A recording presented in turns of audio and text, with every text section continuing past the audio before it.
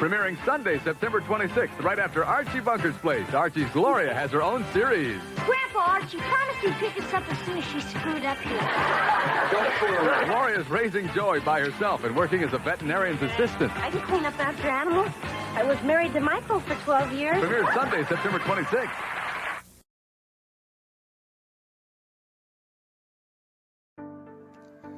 Okay, so here's something you don't see every day. I'm going to give everybody a sneak peek into the place where I make all my videos. Yep, here it is. There is Dave Sundstrom HQ, Command Central. Pretty cool, his poster there, don't you think? But that's it. We've got a couple of different PCs, my Microsoft Surface right here, and then over here my main PC with a dual monitor setup, and you can see I've actually had my Screencast-O-Matic video editing program up working on a YouTube short today. There's my microphone and my almost completely drained Diet Coke. Let's start over on the other side here. So here we go. Here's the inspiration for all the stuff that I do on the channel, right? This is my Hall of Nostalgia. And up on the wall here you see some old records that I have. A power record there of Batman and Robin. The Tubes, one of their albums was all about television. And I do love that album called Remote Control. And then finally, Leonard Nimoy presents Mr. Spock's Music from Outer Space. A fantastic album. Okay, so here's the wall of goodness. Got some pictures here that were sent to me by my friend Danny Staten, fellow YouTube creator. Some gifts from my wife. Some miniature figures up here. Oh, that seeing back row up there makes me sad now that the movie has been canceled. And then up on top of the Batman storyboard, we've got some Pez figures, which work their way down over here. More Pez figures. More and more Pez figures. And then this is my medal that I got for completing an Ironman. Yes, a full Ironman. That means you're going to go 2.4 miles on a swim and 112 miles on a bike, and then you're going to finish it off with a marathon. My time, where is it? There it is. Not super fast, but see if we can get this thing to focus. There we go. But there you go, under 17 hours. That's what you need to do to get the medal. Alright, let's work our way down here. Well, there you go. There's the silver play button, along with some assorted goodies. Some of them, again, from my friend Danny Staten. This book right here is from another YouTube friend, John Collins, which I really enjoyed that book, The Boys. It's a memoir by Ron and Clint Howard. We've got some arcade games, some Coke inspiration, Pac-Man game. I don't know if you can see it very well, but it actually is just like the Pac-Man game at the arcade. Zoom back out, or get over here to some more great stuff. Coke merchandise, some stuff again from Danny, thank you. A wonderful gift here from Pat McCormick, personally autographed to me from Jerry Mathers, also known as the Beaver, and a nice note on cardboard from my friend Pat. And then more good stuff here, DVDs, all sorts of fun things. And is there anything else I want to show off? Well, there's some lunch boxes here. This is my teddy bear from when I was just a baby. I called him By George. Some lunch boxes. More lunch boxes. More lunch boxes. A Commodore 64 Mini. A Robin figure. Working on my way over to this really cool old-timey radio slash CD slash record player. What do we got on top of here? Oh, a nice Kiss magnet. A photo of my beautiful wife. A couple photos there. And then look at this. There you go. Adam West.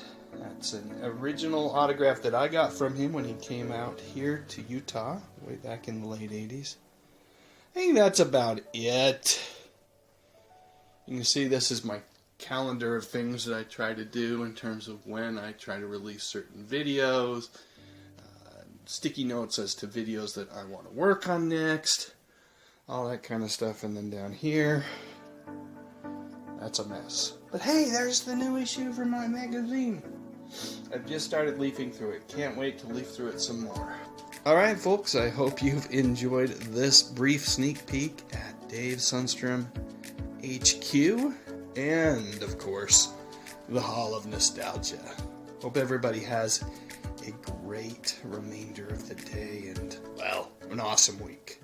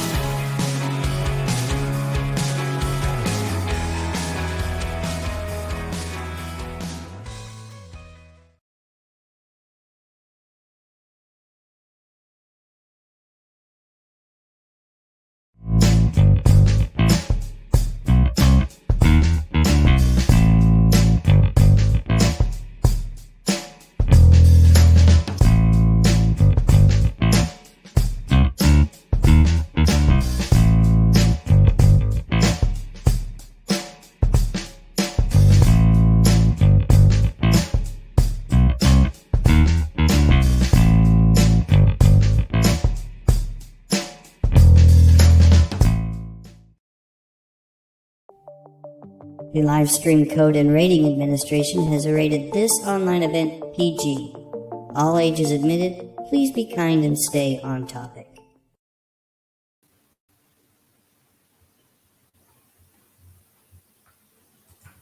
Good evening to one and all. Welcome to the Good Stuff Live. My name is Dave Sundstrom, and if you by chance enjoy visiting about music, movies, and mostly TV from decades gone by, well, you have come to the right place. So, folks, let me get this out of the way. I am sicker than a dog tonight. I've got a cold. My wife thinks it might be COVID, but we took a test and it says no. I'll take another one in the morning and we'll find out for sure. But I've had a cold for a couple of days. Really struggling. So I'm going to rely on a lot of you to help me kind of work through this next hour of live streaming fun as we visit about the classic TV Western that debuted on NBC in 1959, Bonanza. And I'll share some videos. I'm going to have to share videos tonight just to kind of help get me through this. We've got some trivia, and we are also giving away an annual subscription to Remind Magazine. You all saw, let me just grab this real quick. Oh, there we go. It's bright in here. Everybody saw well, if you were around before the live stream actually started, I played a video and I had this actually flashed on the screen for just a second. Got it in the mail today. It's my September 2022 edition of Remind Magazine. One more time, Super Spies are on the cover. Very cool. I'm super excited to spend some time, looking through it and getting inspired by that magazine. It's one of my all-time favorite magazines. Okay, so comments. Let's get to some comments, and then I'm going to say hello to a lot of folks. But I did want to get to some comments that I starred while we were watching videos there. Stardust Memories asks, what kind of guitar? That was during the tour of The Office here. That is an acoustic guitar that was made for me in Valencia, Spain. I served in Latter-day Saint Mormon mission from 1985 to 1987 over there in Spain. And one of the fellers over there who I became very close friends with, we did not convert him to the Mormon faith, but he became a great friend of mine, was a guy named Jose Tate Cuenco. And he had this cat. And he told me when we first started visiting with him, he says, if you can make friends with my cat, then I will make you a guitar. He was a guitarista. He made guitars. That was what he did for a living. And that cat scratched the heck out of me 4 months. But at the end of the day, that cat and I became friends, and I became the owner of, he's a very well-known guitar maker over there, and it's a true treasure, something that I will guard with my life until I'm gone, and then I'm going to pass it on to my oldest son, who's a big guitar player, loves music as much as I do. So anyway, that's what kind of guitar it is. It's a nylon acoustic classical guitar. Thanks for asking, Stardust Memories. I'm sure you didn't expect to get that long of a response. John Collins, superfan John Collins, says that Adam West autograph is stunning, Dave. Yeah, it is. My wife makes a little bit of fun of me because I actually drew that picture of Batman on top of the autograph. I don't know why I did that. I was young. It was back in '89. Kind of wish I hadn't, but I did. And so, but it's a legitimate Adam West autograph, and I do treasure it. Ian J. please says, hello. I really love Michael Landon and Victor French, top-notch people. Yeah, some of the greatest. After the live stream ends tonight, I'm going to play a video about Michael Landon and Victor French. All right. Superfan John Collins says, Dave, thank you for the alternate angle look at the space we've all come to feel like we've been in before. Well, there you go. You asked for it, John Collins, and you know what? Super fans ask, super fans get. I do my best to try to honor as many of those requests as I can. So thank you for your support, your ongoing support and friendship, John. By the way, you asked me if maybe I could play that song. I can't. YouTube won't let me play because of copyright restrictions, but I'm going to find a way to share it in the community section. Again, if I have, I think I have already once, but I'm going to do it again. Rosalia Zorita, new to the live stream. Welcome. Good to have you here. She says, as a lover of pop culture, this is an awesome channel. I shouldn't assume pronouns. Okay. Sean Innes says, Dave Sundstrom, by the way, how is a guy by the name of Fee Waybill? How does he become a rock star? Well, he's probably scratching his noggin about that, but he turns out he's a mighty fine vocalist and a heck of an actor, really. One of the 3 most important people in the world if you saw the original Bill and Ted's Excellent Adventure movie. Fee Waybill, for those who don't know who I'm talking about, is the lead singer of the Tubes. Superfan Dave Claroni says, I really enjoy logging on and seeing the same folks each time. So do I. That's what keeps me going, is this community. I had said I was going to do the live stream on Thursday night, and I have an Elvis Costello concert. And if I don't test positive for COVID, then I am going to go to see that with my brother on Thursday night. And I really felt bad that I wasn't going to be able to live stream this week. So here I am on a Tuesday. Hope everybody's okay with that. We'll be back to Thursdays next week. Superfan Superplex says, those fall previews of TV Guide were wonderful. Oh, they sure were. That's another video I'll show after the live stream. If folks stick around and want to just visit, I have a video about fall preview TV guides. And Miragard Hissy Fit says, thank you, Dave, for keeping these people alive.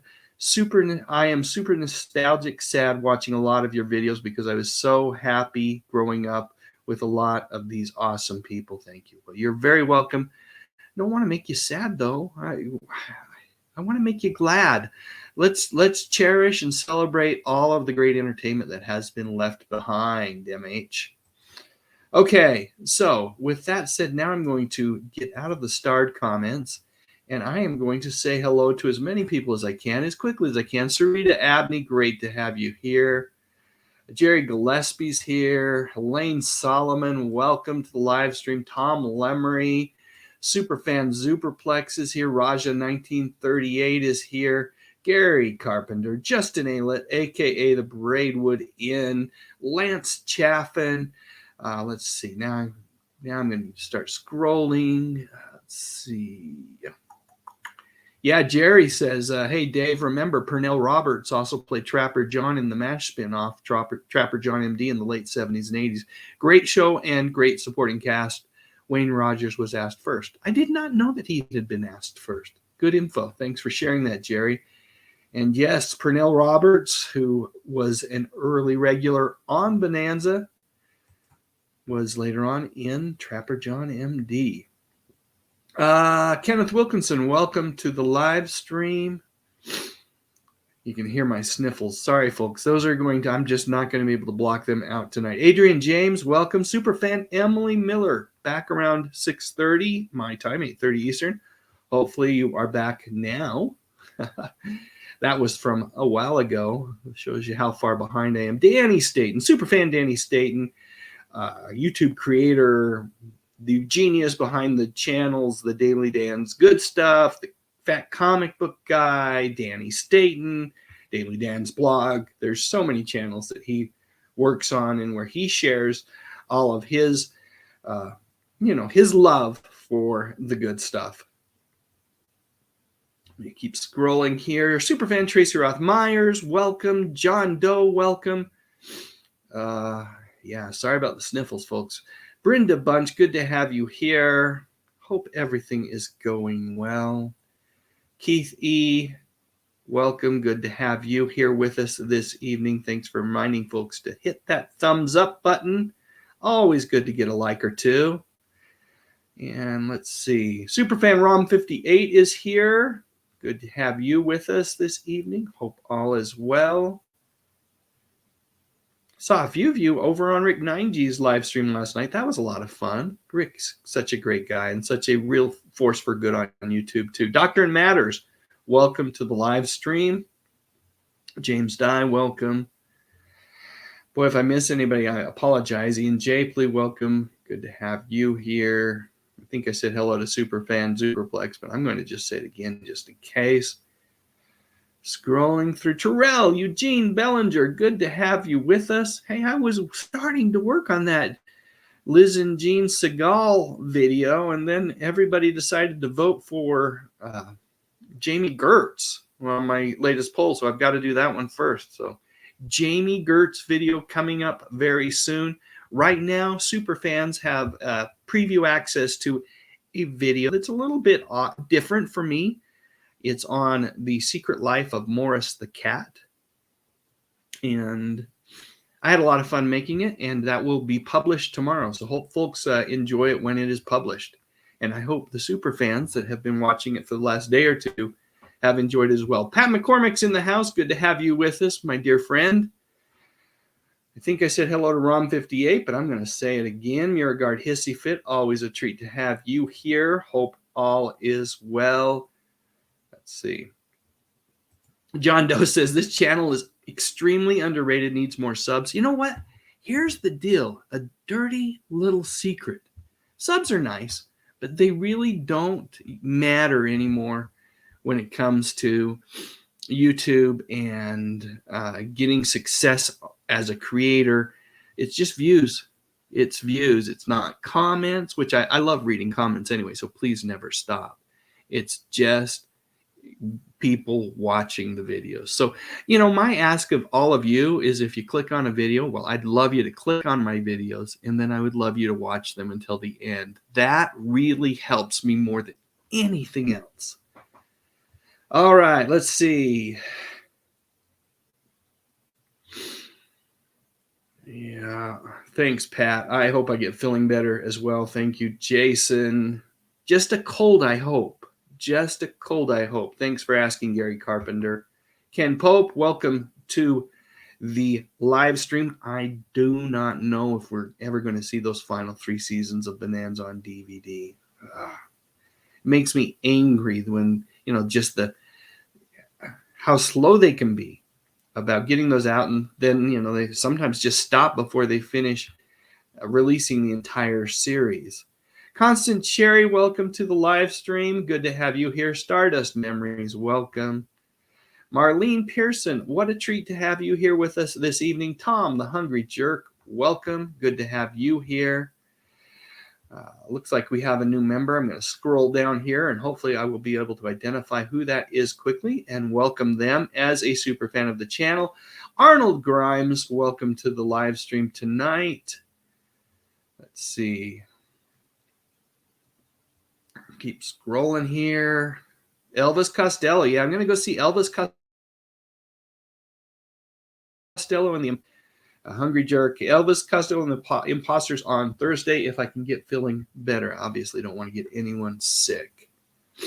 Oh, Sean Ennis says that he went to see Elvis locally 2 weeks ago, but I didn't know anyone who wanted to go with me. Sorry to say. Well, I have the great fortune of having a brother that loves the same type of music that I do, so he's typically my concert-going companion. But how was the concert? Did you enjoy it? Did he play Allison? Did he play Watching the Detectives? I hope he played those 2 songs. They're my 2 favorites. I like Oliver's Army too, but Peace, Love, and Understanding's great. I could just keep at Veronica. So many great songs by Elvis. Okay. Keith H., welcome. I think I said hello. Dolph Quick, hello. Dolph Quick says, how about giving us a little concert of your own? You know what? One of these days I will. I'll give you guys a mini concert. Let's see. I think I've said hello to superfan Emily Miller. I know I'm taking way too long. I'm going to scroll as fast as I can here now so we can get going, get talking. Oh, Sean Ennis. Thank you so much for becoming a super fan of the channel. Really appreciate the support. That's awesome. I'm going to stop here. I'm going to star a couple of things that I see, and we'll get to those questions later, perhaps. Oh, Denise Rigo, great to have you here, too. Thank you for joining us. Did anyone else have a 45 of Bonanza being sung by Lorne Green? I loved it. You know, I don't have the 45, but today, while I was getting ready for this live stream, I watched Johnny Cash sing Bonanza, which is a treat. It's right here on YouTube, folks. Do a little search, type in Johnny Cash and Bonanza, and you will, I guarantee you're going to love it. Forvo Quizlet, welcome. Good to have you with us. I think I've covered everybody. If not, well, Robert Wedlow, hello as well. Sorry again for the sniffles, folks. It's all I can do today. All right. Let's get going here. First off, a reminder. We're going to talk about Bonanza. I'm going to show some videos, and then we will give away an annual subscription to Remind Magazine, and then we will do trivia. So that's the agenda. That's what we're going to do tonight, folks. But what I would love for you to start doing is sharing your memories of Bonanza so that I can share them on screen in just a little bit. But I'm going to start. I am going to start. Oh, you know what? I'm going to start by thanking Sean Innes for being a new member, a super fan of the channel. I'm going to do it the right way. I'm going to do it the only way I can think of, and that's with a little bit of Dan Blocker, a little bit of Haas action. Here we go. Thank you so much, Sean.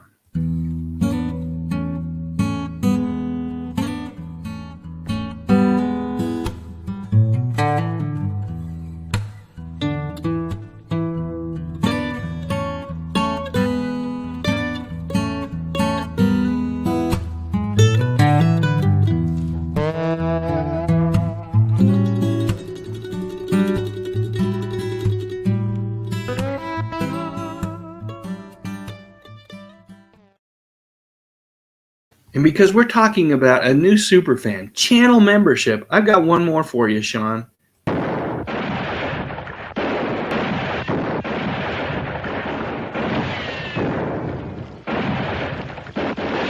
heck are you doing? It's thirsty getting shot at.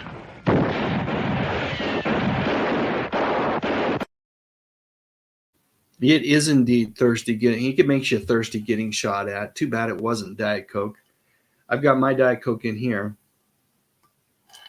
tonight. All right. We're going to watch a video here on Lorne Green. But before we do that, I'm going to just quickly look at the comments. And here's a good one. Terrell Eugene Bellinger says, Dave, would you please consider doing a whatever happened to profile of Mitch Vogel, Bonanza's Jamie Cartwright, in a future video? Absolutely. Great suggestion. That is a crappy phone, Tom. Excuse me. You made me laugh. Let's see. Oh, Sean Innes, speaking about the Elvis Costello concert. Yeah, I expect him to play some new songs as well. But as long as he plays, some of the classics, I'll be very happy. Very happy. Let's see. Marlene Peterson says that she has heard the Lorne Green version and the Johnny Cash version of Bonanza. Great songs. Oh, yeah, a couple more. I know we keep going back to Elvis Costello, but yeah, a couple more great Elvis Costello songs.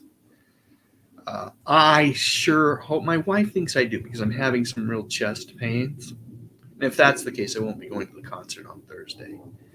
But I think it's a cold, and like I said, I took a test earlier today, an at-home test, and it did not indicate that I had COVID. So we'll see what happens. Fortville Quizlet says, who built the Ponderosa? Looked very elaborate house for out in the middle of nowhere. If I remember correctly, I think at one point Lorne Green bought some of that property that the Ponderosa was on and actually allowed tourists to go out there. Also, where it was filmed on the Paramount lot for the first, many, many years, like decade of the show. And then they had a storyline where much of Virginia City burned down, and that allowed them to move the lot where they were filming Bonanza to Warner Brothers, where it was much less expensive. Interesting. Superfan Superplex says, I remember that Bo Bridges killed Little Joe's beloved girlfriend. Those girlfriends, they didn't always fare well on Bonanza. Yeah, the music that was going in that was fun, huh? Yeah. Let's see. I'll keep scrolling here. Do we have any more comments before we move on? Oh, flavored water is always good as well. Flavored water is always good. John Doe says, as a kid, I wanted to turn my living room into the Ponderosa. Who didn't? I think we all played Bonanza, and, everybody had their favorite. At least in my neighborhood, everybody wanted to be Little Joe. Ed Myers, welcome to the live stream. Daryl Johnston, good to have you here as well. Let's see. Yeah, Ringo, right? Wasn't the song called? Or maybe it is Ringo. Okay, that's that takes me back. I haven't listened to that song in a long time. I was thinking it was Ringo, but it probably is Ringo. Okay. Superfan Superplex says, I once had a Bonanza action figure. They were cheaper than G.I. Joe. If you hang on, when we do our commercials, you may see a commercial for some Bonanza action figures. Let's see what else we got. And Tom McCluskey has been to the Ponderosa as a kid. That sounds awesome. I would have loved to have done that. Thank you, Sarita. I hope I will get feeling better, right? I hope I do it as quickly that I'm able to go to the concert on Thursday night. Let's see. And if you stick around Rosalia, we may have a commercial for the Bonanza Steakhouse, which later on became the Ponderosa Steakhouse. Muirgard Hissy Fit says, Dan Blocker. He was my favorite when I was little. The barber my granny took me to when I was little was a big guy like Haas, so I nicknamed him Haas, and he loved it. Laugh out loud.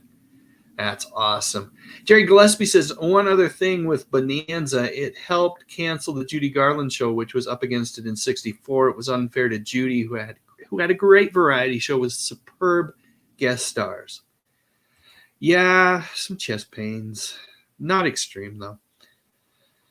Let's see. Superfan Tracy Rothmeyers, go get some rest. I totally understand long days. Totally understand long days. Thanks for popping in and saying hi and hanging out with us for a few minutes.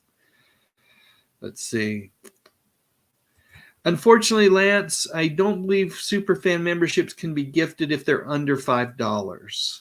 That's the, I was looking at the rules because I was thinking that it would be fun for me to be able to gift some memberships to some of my active community members. But it doesn't look like it this time because my membership is darn cheap. It's $1.99 every month. So under $2. $2. Let's call it $2. But YouTube doesn't allow that to be gifted. So no one will be able to help you with that, my friend. I apologize. Terrell Eugene Bellinger says, I remember when the Family Channel, now Freeform, showed reruns of Bonanza all the time in the 90s. I think the later seasons with David Canary as Candy were much better than the earlier ones. Wow. If you stick around and do trivia, that comment might help you a bit. Let's see. Daryl Johnston says it is indeed Ringo. Okay, I'm going to take a break because my voice is getting really tired. We're going to watch that video, and then I'm going to come back and we're going to read more comments. But let's watch a video and give myself a little bit of a break here. Give me a break. All right, 5 things you did not know about Lorne Greene. Lorne Greene. I bet most of you think that you know this guy at least a little bit. I certainly thought I did, but truthfully, I knew more about the characters that Lorne played over the years than the man himself. And I felt like I really knew a lot about Bonanza and the character that Greene played for 14 seasons on NBC. Ben Cartwright was the patriarch of the Cartwright clan. Each week, along with his sons Adam, Haas, and Little Joe, Pa Cartwright would have some amazing adventures and tackle some pretty hefty social issues every once in a while on their ranch, which was over 1,000 square miles in size, called the Ponderosa, located on the eastern shore of Lake Tahoe, Nevada. And in addition to loving the show, both during its final years on primetime and then in syndication in the 70s, I also loved reading about the Cartwrights. My favorite book version of the show was this Big Little book called The Bubblegum Kid. Do you remember Big Little books? I love these things. There was text on one side of the page and then a full-size picture on the other throughout the entire book. These things were so much fun to read.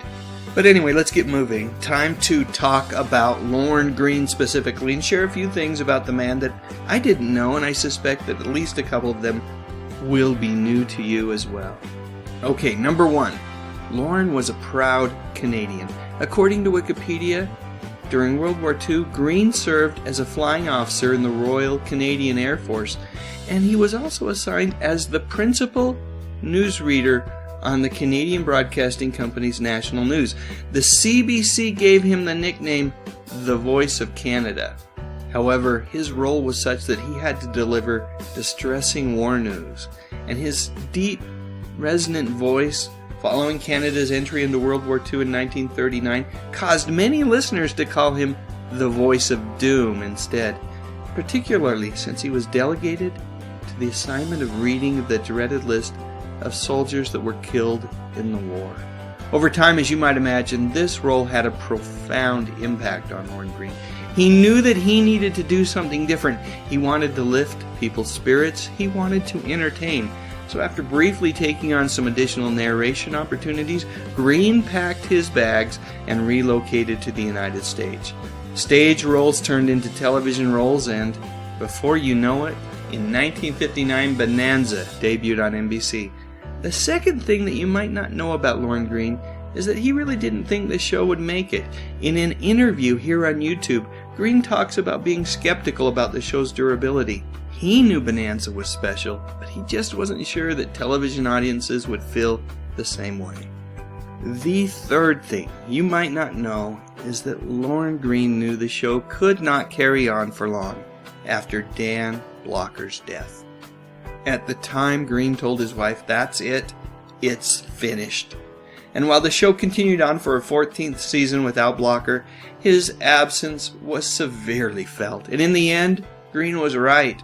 The show simply could not go on.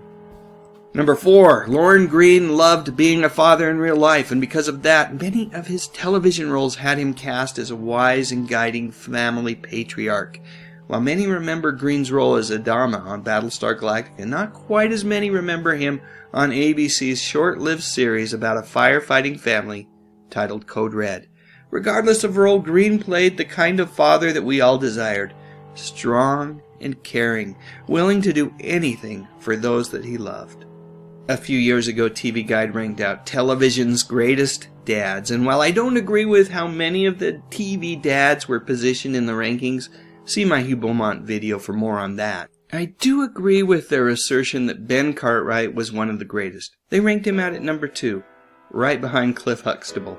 Remember folks, they weren't ranking the actor, just the character he played. Okay, the fifth thing you might not know is that while Greene had no political aspirations of his own, he did have some mighty strong views which he shared when given the opportunity. In a 1966 interview with the CBC that you can find here on YouTube, Greene provides his thinking about the Second Amendment and gun control.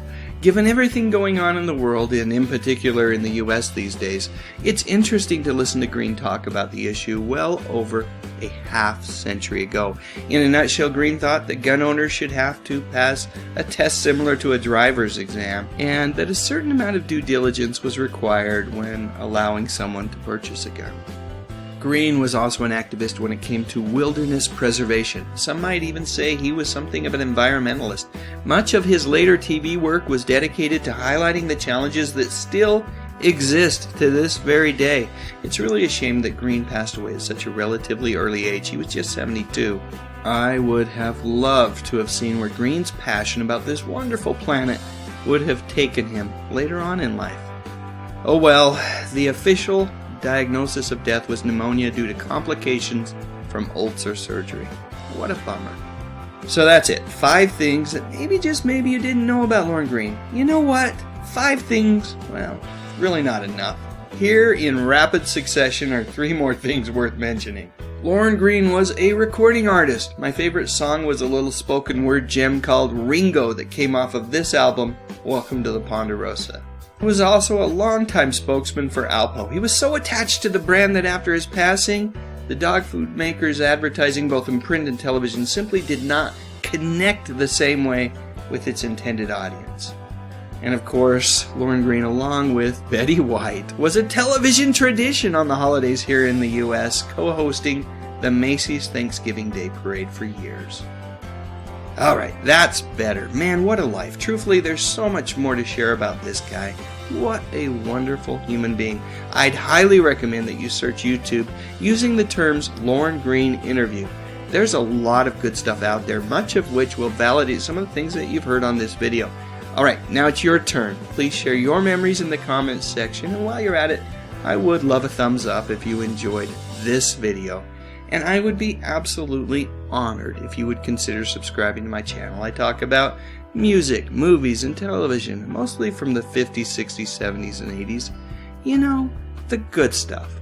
But most importantly, and as always, thank you so much for watching. All right, a few comments that I captured while we were watching that wonderful video on Lauren Green. What a great guy. I love Lauren Green. One was from Rosalia Zarita, who says Lauren Green was also great in Battlestar Galactica. Yeah, for sure. Probably, I don't know. I wanted to say it's my favorite Lauren Green role. I like Battlestar Galactica more than I like Bonanza, just because I'm a big science fiction geek. But I do love his portrayal of Ben Cartwright. So, superfan Emily Miller says that cough doesn't sound good, Dave. If you can't pull a full live, don't try. I'll probably keep this as close to an hour as I can, although we're running long already, so we'll see. John Doe says, I have a fuzzy memory, but wasn't there a new Bonanza in the 80s? Yes, and I have a trailer for Bonanza the Return. That was a movie that came out. Let's see what else we got. Stardust Memory says, Dave, you need the nighttime sniffling, sneezing, coughing, aching, stuffy head, fever so you can rest medicine. I sure do. I have not done anything on Cheyenne, Sarita. It's not a show I watched, so that would require me to do quite a bit of watching, which is never a bad thing. But it would be fresh memories, and certainly my videos are a little different when I'm not reliant upon the memories of my youth. Have I done an episode on Andrew Stevens? No, I have not, but I think that is a great suggestion, Rosalia. All right. Let me go back to the live comments and see what else we've got here. Yes, Tom, I was looking. I have that Alpo commercial with Melissa Gilbert somewhere and could not find it in time for the live stream tonight. He sure did have a great voice. Totally agree with that, Rosalia. And Lance Chaffin is absolutely correct. You want to get your Bonanza fix? Go right on over to Tubi TV. You can watch it for free there, stream it. And, you have to watch commercials, but pretty darn awesome. Let's see. James Dye says, this stuff is reminding me of all the Mad Magazine parodies of all those classic TV shows. There you go. And Gary Carpenter says, Dan Blocker was in the movie Cockeyed Cowboys of Calico County. I remember that one. And Terrell Eugene Bellinger points out that Lauren Green's real-life daughter appeared in the Bonanza, or in one of the Bonanza TV reboots. So did Michael Landon Jr., so did Dirk Blocker. Lots of the children of the original actors. And it has indeed been almost 50 years. Let's see what we got going here. I'm seeing Plop Plop Fizz Fizz. Yes, it's Alka-Seltzer. Tom Lemery says Leonard Nimoy was in one of the Bonanza 80s movies. I did not remember that. Let's see. Not sure what this is. Is this a request to do something on April Stephens? Yes, Danny Staten says he has a few original Bonanza comics. Danny has an extensive comic book collection that's awesome. Dennis, welcome to the live stream. Awesome to have you here with us. I did not know that Guy Williams almost replaced Pernell Roberts. Let's see. Lance is jumping the gun, but get it in. Go ahead. Hashtag remind is what you will need later on to be part of the drawing. I'll remind you folks later on if you're not up to doing it right now. Love Mr. Rogers. I've done a video on Mr. Rogers as well, and I could play that at the end of this live stream if you'd like that Josh sings. Yes, superfan Emily Miller points out that there's a lot of great horror movies on Tubi right now, for sure. Let's see. Daryl Johnson says, no, they wanted Guy Williams to play Adam, but he was doing something else, so he played a cousin. Mirgard Hissyfit says, I wish I had the money. I would start my own media station called BoobTube TV with all the old, great, wonderful shows that we grew up with. That's a great title for a channel, Mirgard. Yes, he didn't play Haas. I thought he played his son or in the reboot. Let's see what else we got here. I think we're caught up.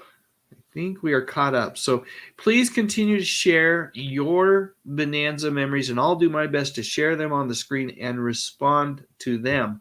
But in the meantime, let's go ahead and remember the great Dan Blocker. This is how I like to remember Dan Blocker, in the role of Eric Haas Cartwright.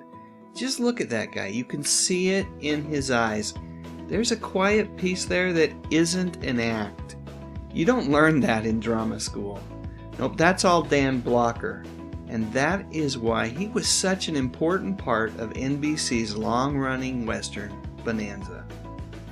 For the unacquainted, Bonanza was a U.S. television series that ran from 1959 to 1973. It lasted an amazing 14 seasons, 431 episodes in all. The show was set in the 1860s, and it centered on the wealthy Cartwright family that lived in the vicinity of Virginia City, Nevada, bordering Lake Tahoe. The series initially starred Lauren Green, Pernell Roberts, Dan Blocker, and Michael Landon. And because I was a kid that grew up in the 60s, I was exposed to a good deal of Bonanza merchandising. There were comic books and lunchboxes. I had the comic books but didn't get the lunchbox. But my prize piece of merch was my Big Little Book. Do you remember Big Little Books? I loved those things. The one pictured here says that it sold for 39 cents, but I distinctly remember getting my copy of The Bubblegum Kid for 25 cents. What a bargain. And whether we're talking about my Big Little Book, my comic books, or the TV show, Haas was my favorite. How could he not be? He was big and strong and friendly. Exactly the kind of guy that any kid would want to have around. He was that friend that would have your back if you needed it. Trustworthy, loyal, courteous, kind. Well, you get it. So let's walk backwards a bit from Bonanza and talk about Dan for a bit. As you might expect, a guy of Dan's size was a standout athlete in high school, and after graduating, Dan began his pursuit of an entertainment career by working as a rodeo performer while studying drama at school. He also worked as a bouncer in the evenings. Makes sense. While Blocker was known for his easygoing personality, he was also determined. Nothing would stand in his way of achieving his goals, except of course getting drafted by the U.S. Army to serve during the Korean War. After doing his basic training at Fort Polk, Louisiana, Dan was shipped out to Korea in December of 1951 and stayed there until August of 1952. During that time, Dan served his country very nobly. In addition to receiving the Purple Heart, Blocker also received the National Defense Service Medal and the Korean Service Medal with 2 bronze campaign stars. After his military service, Dan worked doubly hard to achieve his goals. First up, Dan got married, and because he and Dulphia had dreams of someday having a family, Dan knew how important it would be to get an education, and because of that, he finished up his master's degree. Yep, I just said master's degree. And then for the next few years, he put that degree to work, teaching high school English and drama in Sonora, Texas. As he migrated further west to pursue his acting dreams, Dan would also teach in New Mexico and then finally in California. One of Dan's first acting gigs was a Three Stooges short film titled Outer Space Jitters. The short was, of course, silly and fun, and as with everything that Dan did, Blocker gave the small role his very all. After that, Dan started finding steady work in television. Most of his stuff seemed to be of the Western variety, shows like Gunsmoke, The Restless Gun, and Cimarron City. It seemed like everything was leading up to Bonanza and the role of Hoss, Ben Cartwright's son, who was not only large in stature, but also had a very huge heart. It was just meant to be, because just like the character that he was destined to play, Dan Blocker was a true, gentle giant as well. You know how they say that a picture is worth 1,000 words? Well, this is one of those moments. I could talk about how Dan put family above all else, even his entertainment career, but I really don't have to. All one has to do is look at this photo. This was truly a case where a man loved his family so darn much, and they loved him back equally with all of their hearts. So it is with a heavy heart that I come to this part of the video, the part where I say something about his passing being way too soon. At just 43 years old, Dan Blocker passed away from complications due to gallbladder surgery. A pulmonary embolism, a blood clot in the lung. These days, tragedies like this happen a lot less. Post-surgery, medical teams do their very best to get patients moving as quickly as possible to avoid complications such as this one. But this was a half-century ago, and, well, things were just a little different. When Bonanza returned for its 14th season, the absence of Hoss was addressed. There had been those, including Lorne Greene, who really couldn't imagine moving forward. He said at the time, after Dan's death, I didn't see how the show could continue. I said to my wife, that's it. It's finished. However, after a period of mourning by cast and crew for their universally beloved friend, it was decided that his character Hoss would be killed in an accident in an episode on the show. This was one of the first times in television history that a show had mentioned the death of one of its major characters. Ratings for that 14th season? Well, they weren't good. One could say that it was because the show had run its course. I prefer to think that no one really wanted to watch the show without Hoss. So that's it. What do you think? Were you a fan of Bonanza the way I was? And in particular, Dan Blocker's Hoss? Share your memories in the comments section. While you're at it, I would love a thumbs up if you enjoyed this video, and I would be absolutely honored if you would consider subscribing to my channel. I talk about music, movies, and television, mostly from the 50s, 60s, 70s, and 80s. You know, the good stuff. But most importantly, and as always, thank you so very much for watching. We are back. All right. A few more comments here. Let me go to them. Let's see. Miller, I think she already left for the evening. Good night, Emily. As she asked, didn't Bonanza have two different opening scenes? It did, because it had two different titles. NBC, it was so popular that NBC aired reruns under the name Ponderosa. So there you go. That's the reason for the two different opening scenes.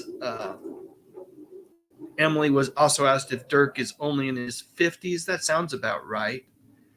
Zero Tank, welcome to the live stream. So glad you are able to join us this evening. I'm glad you consider stumbling upon the live stream to be a good night. Carl Smith asks, wasn't Dan Blocker on the Black Sheep Squadron? Dirk was in on Black Sheep Squadron. And Miragard Hissy Fitz says, oh my goodness, I had a pulmonary embolism in 2020, lived through it, and we are so glad that you did. All right. We get back to the comments here, and let's see what else we got. Yeah, it better be a cold. I'm hoping. I am hoping that it's just a cold. Dirk Blocker's 65 now. Awesome. Tom McCluskey met Pappy Boynton one time at a gun show. Very cool. Let's see. Yeah, he's almost 20 years, or over 20 years when he passed away. Darlene points out the Bonanza is also on TV land. Awesome. And like we said, it's on, you can find it, I think, on Tubi, the Roku channel, Plex has it as well. Michael Garcia, welcome to live stream. He says, I remember Bonanza was TV show I love the show in reruns in the 70s. I saw it on Saturdays and Sundays. My favorites, Little Joe, Michael Landon, and Huge and Blocker. They were funny at times. They sure were funny together. Absolutely. Let's see. All right, Josh, good luck with the Christmas album. Can't wait to hear more about that as we get closer to the holiday season. Sorry to hear that I am breaking up. That's for good when we start to have buffering issues. Hopefully that will be back to normal here shortly. And yes, Carl, you are correct. It was Dirk, his son, that was on the Sheep Squadron. Terrell Eugene Bellinger says Dirk Blocker's first acting role was on an early episode of Little House on the Prairie. He was a teenager at the time. Sounds like I'm having some buffering issues. That never makes me happy to hear, but let's soldier on through them. Yes, Daryl Johnston points out that you can also watch Bonanza on MeTV. All right, let's do this. Let's go ahead and let's do a little. What do you say we do? Let's give away an annual subscription. There we go. There it is. Remind Magazine. Let's give away an annual subscription here, folks. What I need you to do is type hashtag Remind into the stream. And I'm hoping while we do this, the buffering issues will resolve themselves. That is my hope. Let's get hashtag Remind in the chat so that you're eligible for the annual subscription to Remind Magazine. I do need to point out that they can only send it to U.S. residents. So if you win, feel free to go ahead and enter the drawing as well if you're outside of the U.S. We'll just have to figure out something else to send you if you happen to be the winner this evening. So how many do we have? We have 12 entries. I'd like to see, we have 55 people in live stream. I'd like to see at least 25 or 30 people join us for the drawing. So what I'm going to do, let's do this. I'm going to play the commercials, take care of our sponsors, and then we'll come back and we'll have the actual drawing. So let's do that. Here we go. The Cartwrights, the greatest Western toys ever. Little Joe, fastest left-handed draw in the West. Ben, the toughest pioneer who ever rode the plains. And Hoss, always ready for a good fight. You can even get the Outlaw, the meanest desperado you ever saw. Watch out! He's getting away! Hit him, Hoss! Pow! You got him! And you can get the trailblazing 4-in-1 Bonanza wagon. Each Cartwright comes complete with over a dozen accessories. Each horse has action hooves. You can buy Little Joe's Pinto, Hoss's Stallion, and Ben's Big Buckskin. The action men from Bonanza will put you right in the Wild West. By American character, the hottest brand around. Ah, the famous Bonanza salad bar. Hey, this really inspires me.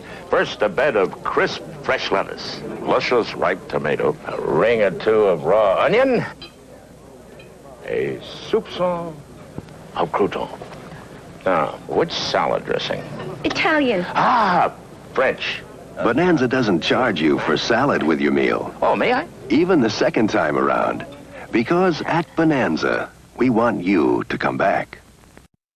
It was the show embraced by every American family. Next, the legend lives again. A new generation of Cartwrights fight to save the Ponderosa. I sure as hell am going to try. Michael Landon Jr., Dirk Blocker, Dean Stockwell, Linda Gray, and Richard Roundtree. The world premiere movie event of the year. People really love this old West cowboy stuff. Who says you can't go home again? You know you're always welcome here. And now, Bonanza the Return. Okay, let's go ahead and go back over here. 25 entries, good enough. I'm going to put a little countdown timer on. We'll give folks 30 more seconds, and then when that timer expires, I'm going to hit the draw button. So Again, if you want to be eligible for this annual subscription to Remind Magazine, there's no, you're not getting, you don't have to provide a credit card number or anything like that. All you are going to have to do is to send me your address so that I can give it to the people at Remind Magazine. No obligation. You'll get a full year of Remind Magazine, one of the all-time great nostalgic entertainment magazines. All right, we got 26 people in the drawing. Let's see who our winner is.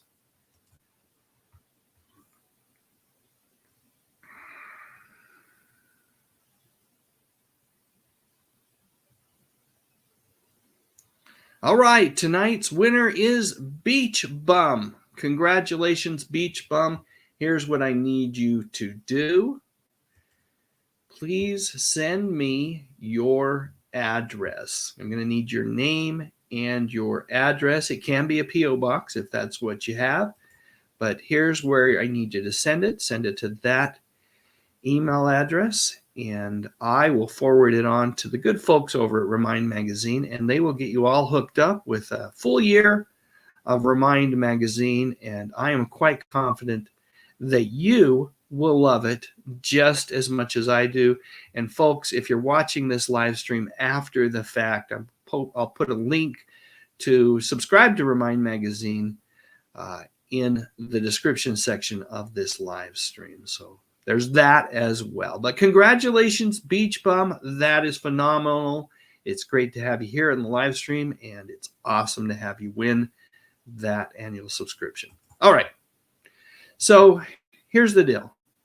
Let's watch one more video, this one on Michael Landon, and then when we come back from that, it's time to do some trivia. So be prepared, get your thinking hats on. I've got 10 questions. Some of the questions have already been answered in the chat tonight. So if you've been hanging out and watching and participating in the chat, I suspect that you might do really, really well tonight in the trivia. But let's start this video. I'm going to go ahead, after I start the video, take that email address off the screen, Beach Bum. Hopefully you've got it. If not, you can always rewind the live stream and catch it. So let me go ahead and find that video. Here we go. I grew up with this guy.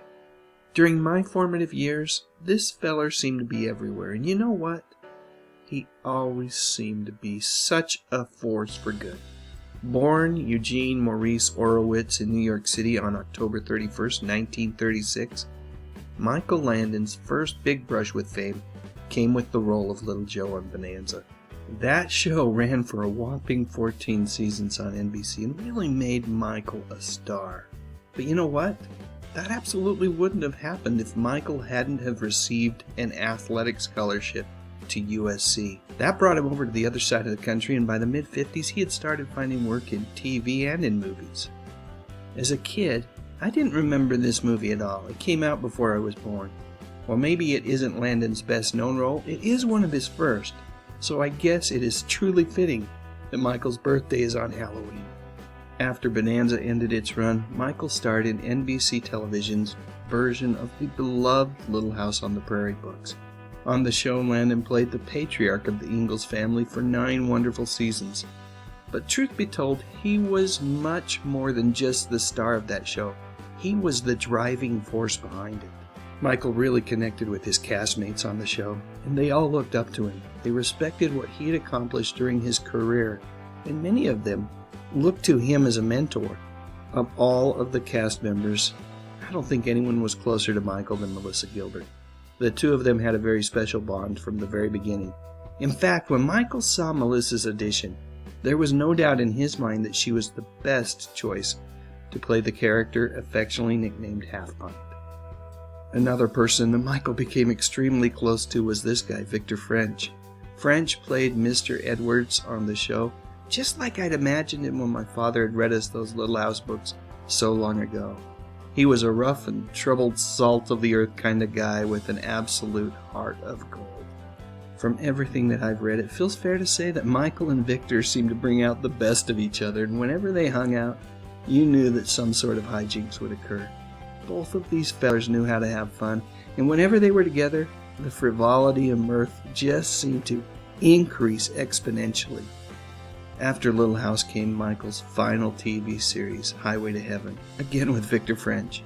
I've always had a soft spot for movies and TV shows about angels in heaven. And then in 1991 came some really rough news. While on a skiing trip in my home state of Utah, Michael started to get migraines that were pretty much unbearable. And after a visit to the doctor and a host of tests, it was determined that Michael had developed a form of pancreatic cancer that was swift-moving and unfortunately inoperable. Just months later, Michael would pass away. While he's gone, he is not forgotten. His legacy lives on to this very day in the hearts of all of those who he touched in both large and small ways. I think Melissa Gilbert, Half Pint herself, said it best when she said that when you were around Michael, you just felt safe and cared for, regardless of who you were. You know, every time I catch an episode of Little House, Bonanza, or Highway to Heaven, I am reminded of Michael's tremendous love for life. What a real, wonderful force for good this man was.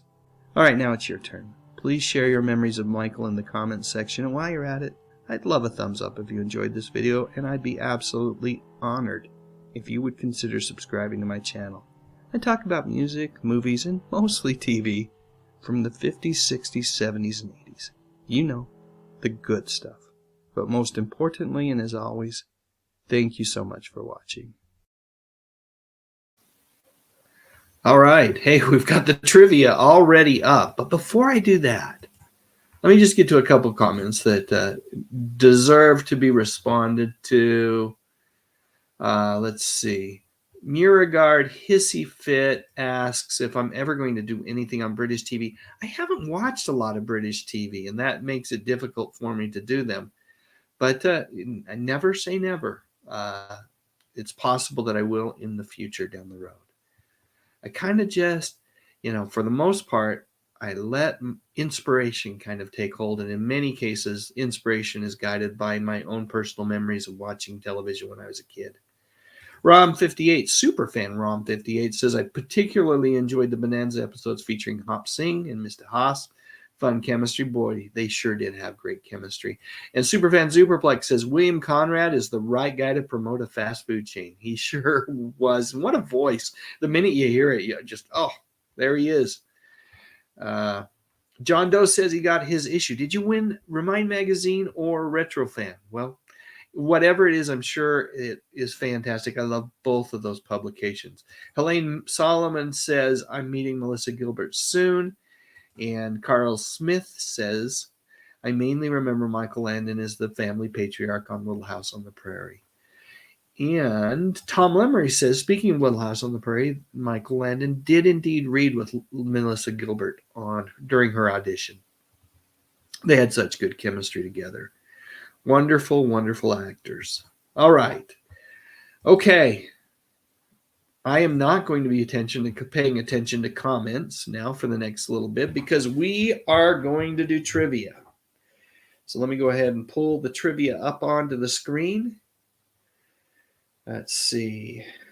Here we go. Question number 1.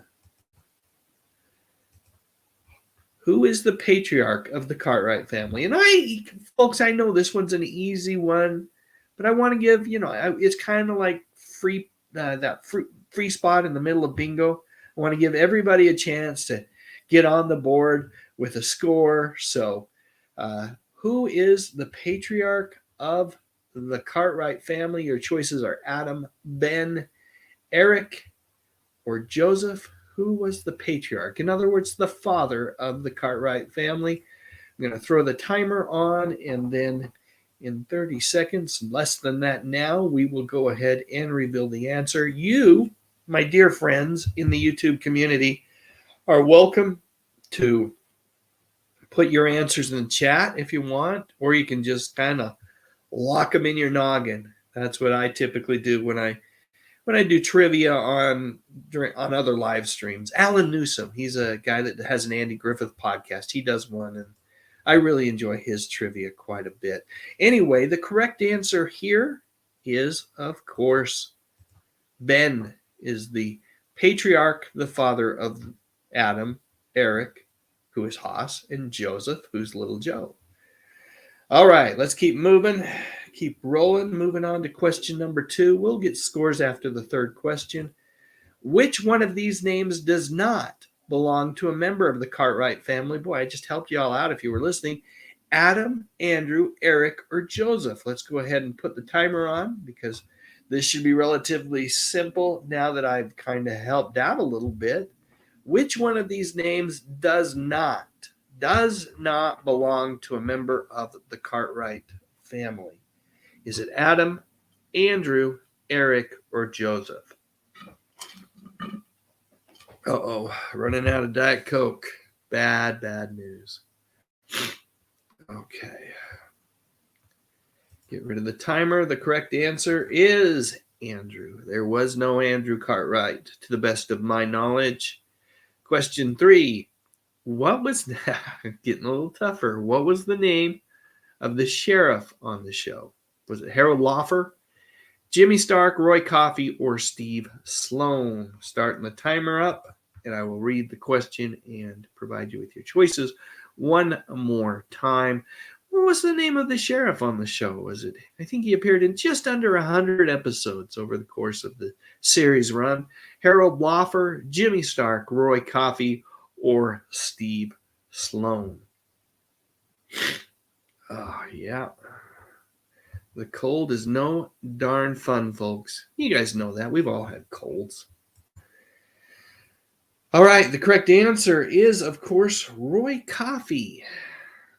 Okay, before we move on to question number 4, I'd love to see how folks are doing so far.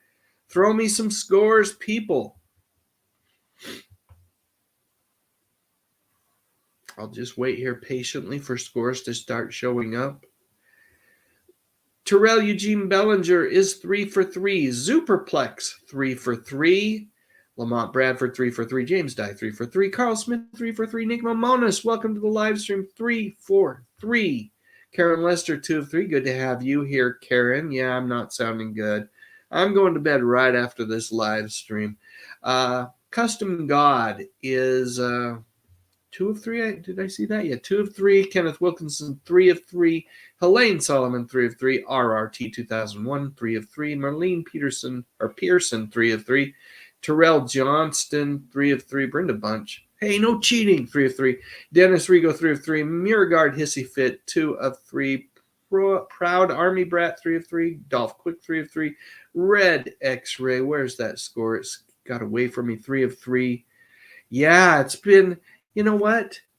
I must admit that I haven't watched an episode of Bonanza for a year or two now. Jessica Lester's 3 of 3. Sarita Abney, 2 of 3. And I was responding to Gary Carpenter's comment, who said that it had been ages since he'd seen the show.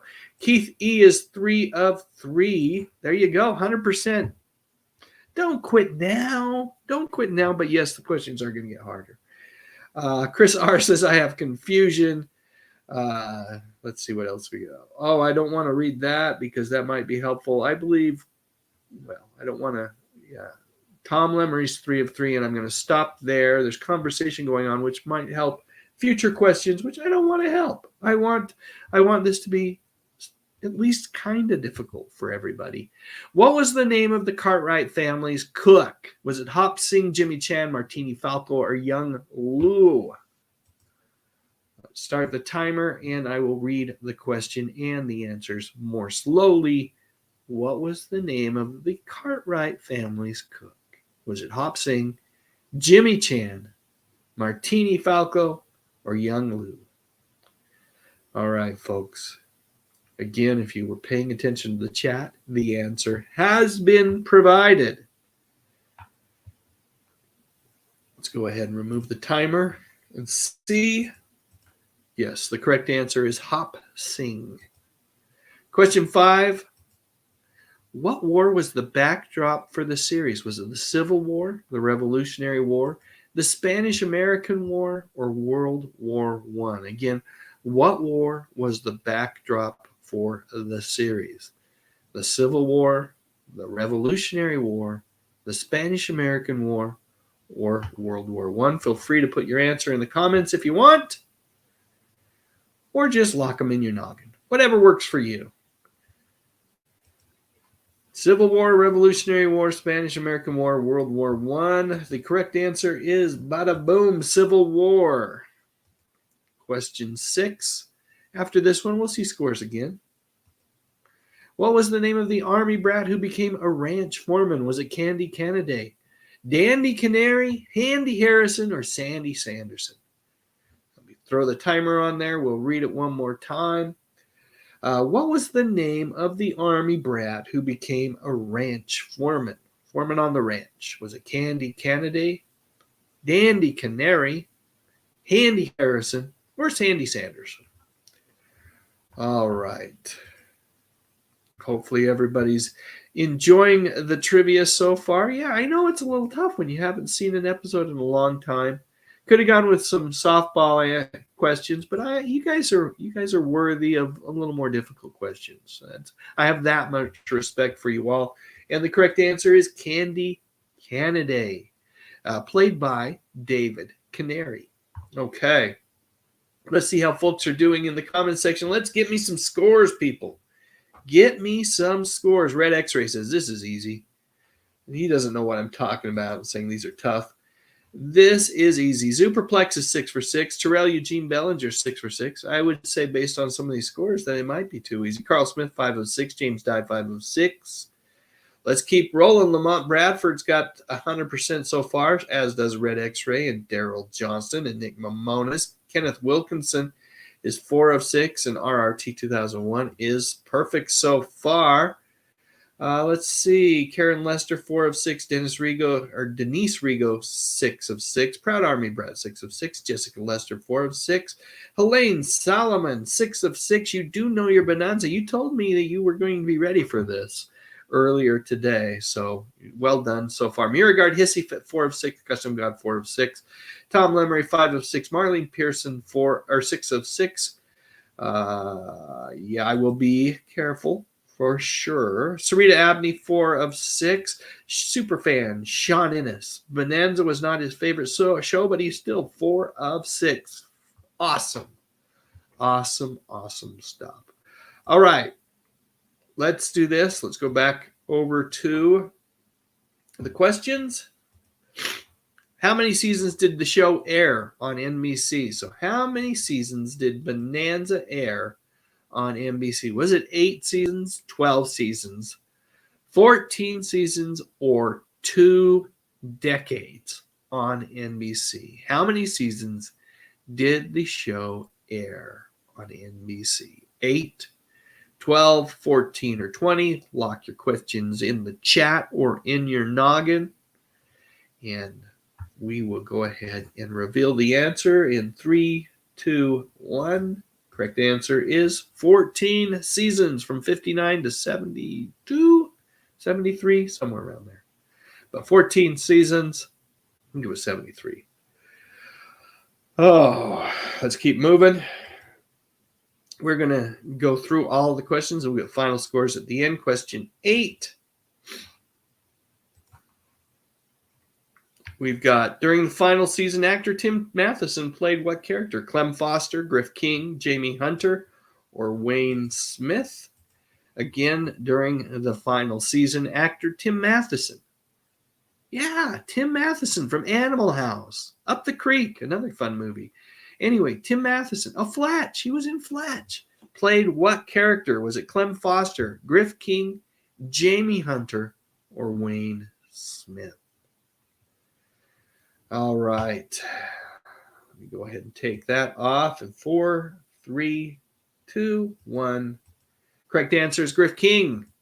Question 9. Which Bonanza actor owned a chain of restaurants named after the show? At first they were called Ponderosa Steakhouse, and then later on they were called, no, at first they were called Bonanza Steakhouses and Bonanza Restaurants, and then they would later on change the name to Ponderosa. So which actor owned a chain of restaurants named after the show? Dan Blocker, Lauren Green, Michael Landon, or Pernell Roberts? Again, which Bonanza actor owned a chain of restaurants?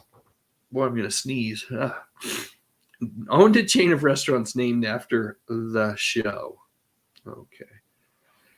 All right. We might have to play a commercial again while I handle this. Correct answer is Dan Blocker, Haas.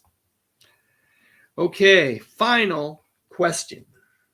And then we'll see scores. Call it a night, people. If you want to stick around and chat, though, I'll play a few videos. All right. What country singer recorded a version of the theme music with vocals? Was it Buck Owens, Hank Williams, Johnny Cash, or Willie Nelson? What country singer, or which country singer, what country singer recorded a version of the theme music with vocals? By the way, when the theme music was actually composed, there were lyrics. But the lyrics did not refer to the Ponderosa, the Cartwright family, any of that stuff. So later on, this individual rewrote the lyrics and performed them on television and had a big hit with it. Let's take that off. The correct answer is the Man in Black, Johnny Cash. You can find that video right here on YouTube, folks. It's fun to watch. Okay. How did you do? Let's get some scores, people. Let's get some scores and see how everyone did. All right. Correct. Let's see what we've got. We've got Custom God, 4 of 10. See, I made it somewhat difficult. Carl Smith, 6 of 10. Superfan Superplex, 8 of 10. Jessica Lester, 5 of 10. RRT 2001, 9 of 10. Kenneth Wilkinson, 6 of 10. Terrell Eugene Bellinger knocking it out of the park with a grand slam tonight, 10 of 10, as does Lamont Bradford. James Dye was 6 of 10. Nick Mamonis, 8 of 10. Beach Bum celebrating his win in the drawing for Remind Magazine is 9 of 10 tonight. Superfan Sean Innes, thanks so much for joining channel membership and being a supporter of the channel that way. 5 of 10. Feel no shame, my friend. Fine score. Karen Lester also got that score, 5 of 10.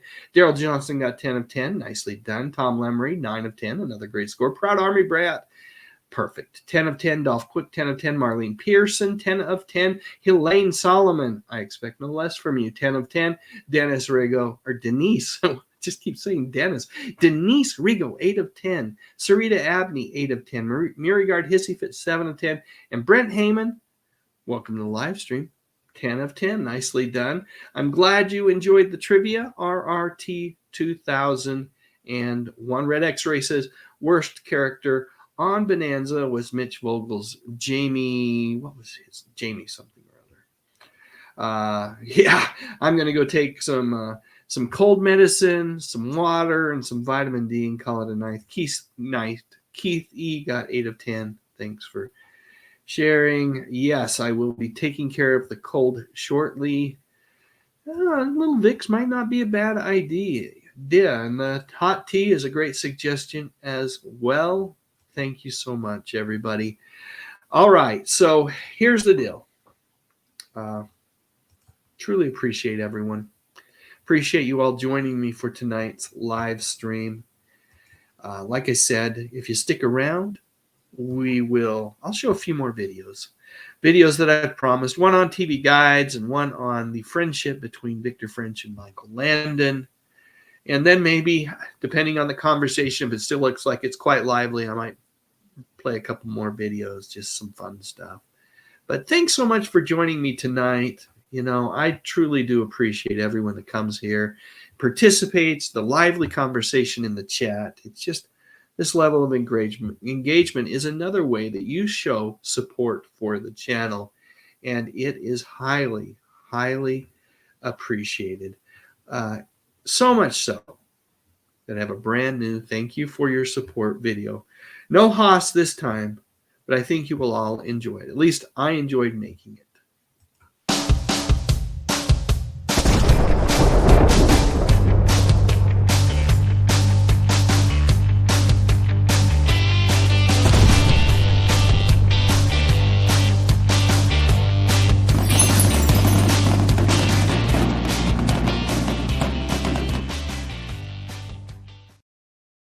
There you go. I know Linda Carter has absolutely nothing to do with Bonanza, but thank you to each and every one of you for your wonderful support, for helping to make this channel as popular and as well received as it is. I truly do appreciate that. And with that, I'm calling it a night, folks. I'm going to go take that medicine, come back here, and I'm going to fire up some videos. If you haven't hit the like button, please do. It means the world to me. And like I said, the best thing you can do for me is when you see a video of mine on YouTube, click on that button and watch the darn thing. That's really what keeps us as channel creators going, is knowing that our videos get watched. So everybody, thanks for, again, the engagement. Have a great night, and hopefully we'll talk to you next week and I'll be feeling much better. Take care, everyone.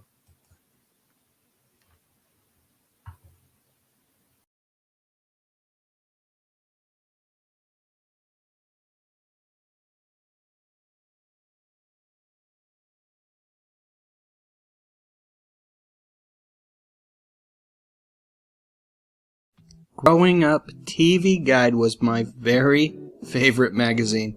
More than Boy's Life, and more than another magazine called The Children's Friend. I loved TV Guide. The magazine had been around for a long time before it caught my attention.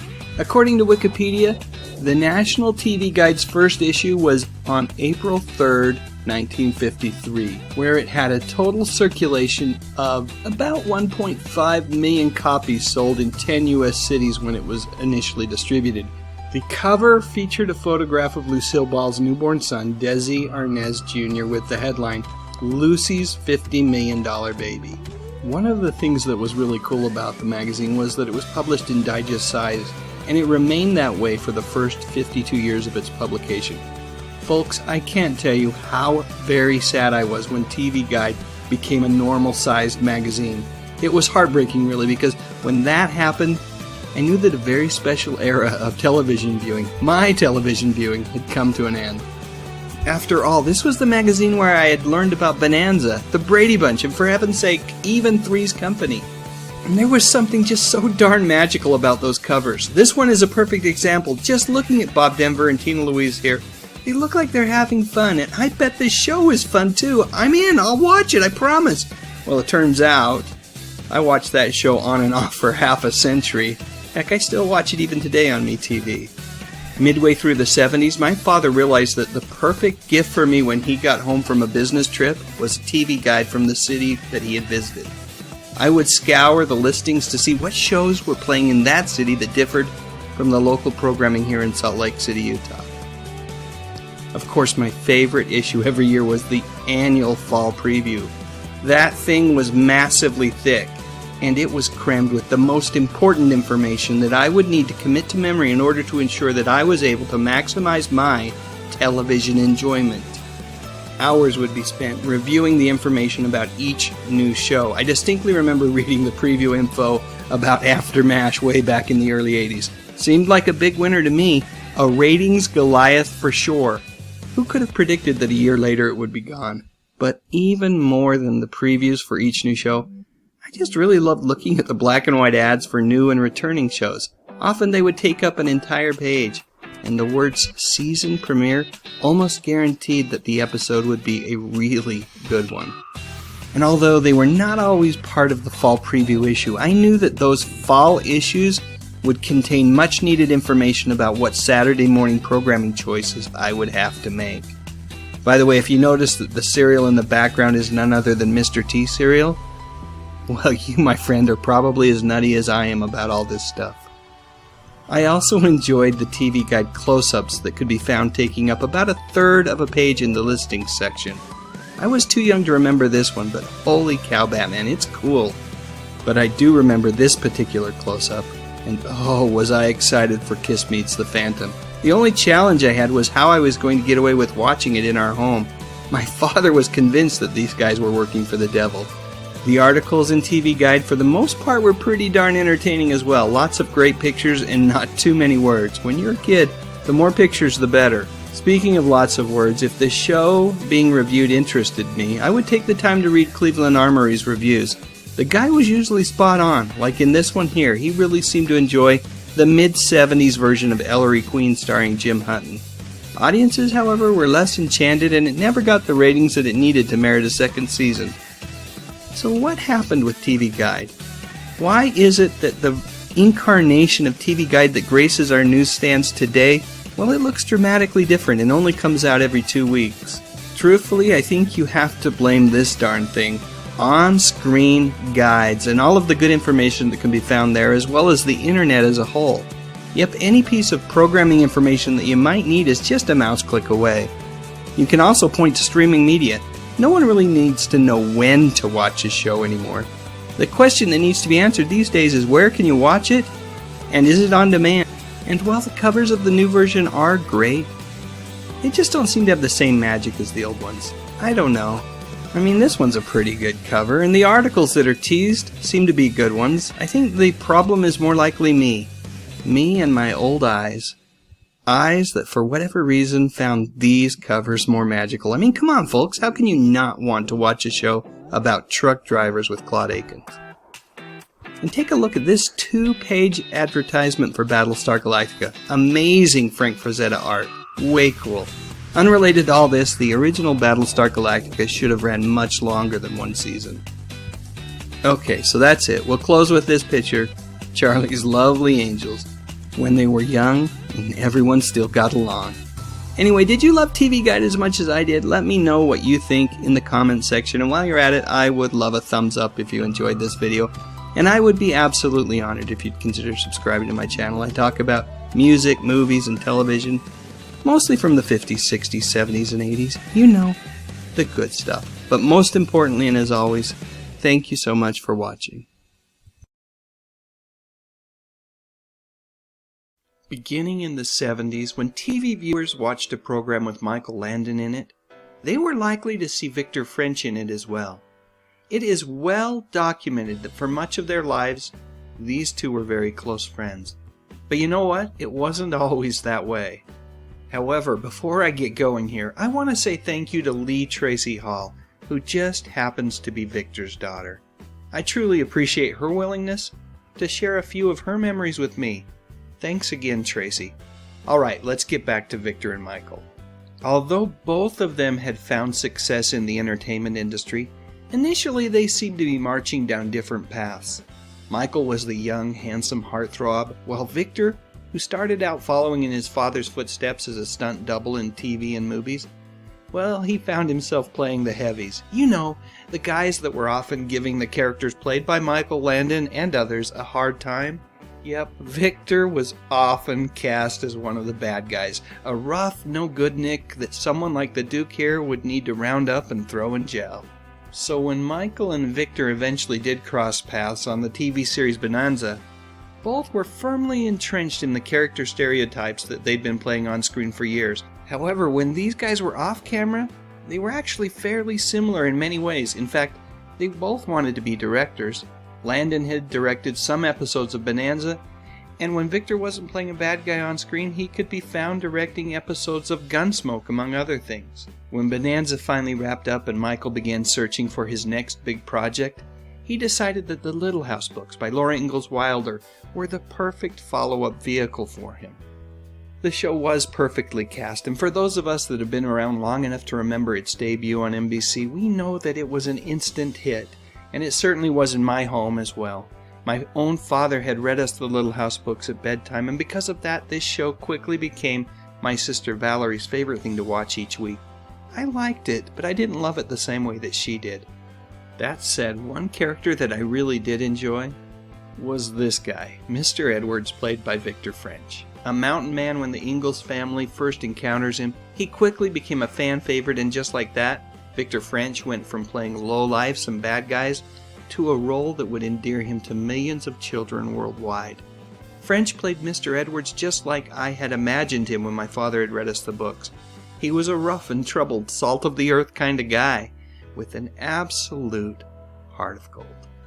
Off-screen, the friendship between Landon and French bloomed. From everything that I've read, it feels fair to say that they seemed to bring out the best in each other, and whenever they hung out, you knew that some sort of hijinks would occur. Both of these fellers knew how to have fun, and whenever they were together, the frivolity and mirth just seemed to increase exponentially. When Victor left Little House to take the leading role in a new comedy called Carter Country on ABC, his newly signed contract did not allow for appearances in shows on competing networks, and as such he would not be able to appear as Mr. Edwards for an extended period of time.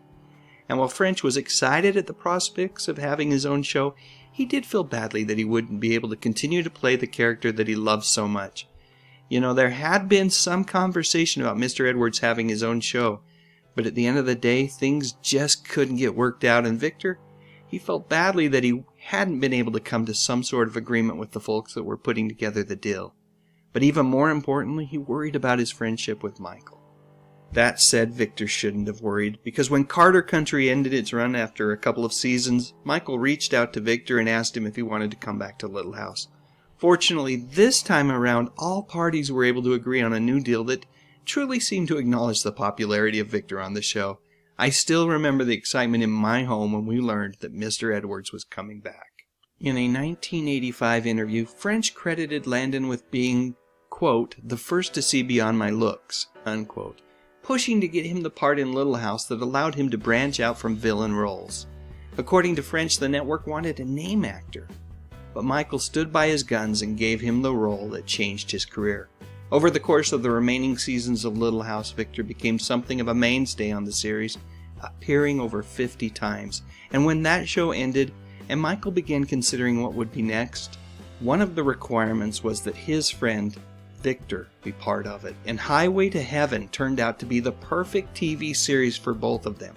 In addition to starring with Landon in the show, an agreement was made to allow Victor to direct every third episode. You know, I've always had a soft spot for movies and television shows about angels in heaven. And this show really turned out to be something special. As Jonathan Smith, Michael played an angel who wanders from town to town, helping people learn how to be more kind and understanding. And on the show, French played a cynical ex-cop who over time became Jonathan's earthly assistant. The show was tons of fun, and week after week I learned the value of genuinely caring for others. And I still remember the episode where Michael got to reprise his role that started it all. Of course, it's all part of a dream sequence, but it's still fun. No doubt about it, those two were so good together. They were such a wonderful team. In 1989, Victor was diagnosed with lung cancer, and Michael stood by him and gave him the needed moral support as he fought for survival. Sadly, it was a battle that he would lose. Victor French succumbed to the disease on June 15, 1989. He was just 54 years old. Ironically, June 15th is my sister Valerie's birthday, and she had passed away earlier in the year after her own brave and valiant battle with cystic fibrosis. I wish I could say that in his next series, Michael found a way to pay tribute to his dear friend, but I can't. Because as most of you already know, there wasn't another series for Michael after Highway to Heaven. While on a ski trip in my home state of Utah in 1991, Michael started to get migraines that were really unbearable. And after a visit to the doctor and a host of tests, it was determined that Michael had developed a form of pancreatic cancer that was swift-moving and unfortunately inoperable. Just months later, Michael Landon would pass away. While he was gone, he would never be forgotten, and Landon's legacy lives on to this very day in the hearts of those that he touched in both large and small ways. I think Melissa Gilbert, yep, Half Pint herself, said it best when she said that when you were around Michael, you just felt safe and cared for, regardless of who you were. So that's it. You know, I really did love the work of both of these very fine actors and directors. Now it's your turn. What do you think? Please share your thoughts in the comments section. And if you enjoyed this video, I'd appreciate a thumbs up. And what the heck? Why not consider subscribing to the channel? I talk about music, movies, and television, mostly from the 50s, 60s, 70s, and 80s. You know, the good stuff. But most importantly, and as always, thank you so much for watching.